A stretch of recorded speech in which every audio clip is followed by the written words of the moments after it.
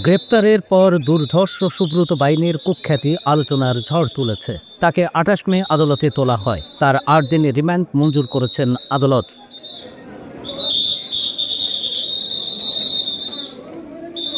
ঢাকার additional chief metropolitan magistrate Zakir Hossain শুনানি শেষে রিমান্ডের এই আদেশ দেন। ব্যাপক নিরাপত্তার মধ্য দিয়ে সুব্রত বাইনকে আদালতে নেওয়া হয় এবং আদালত থেকে বের করা হয়। কুখ্যাত এই সন্ত্রাসীকে ঘিরে রাখে পুলিশ।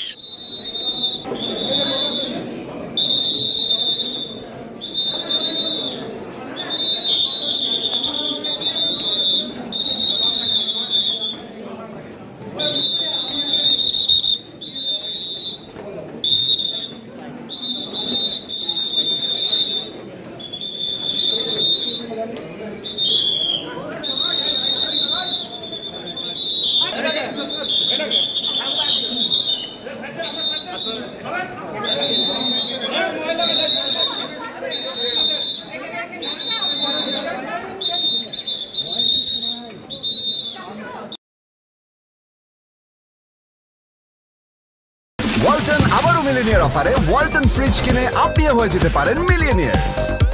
মিলিনিয়ার ছড়াছড়ি দেশ জুড়ে, এটা শুধু ওয়ালটনই পারে।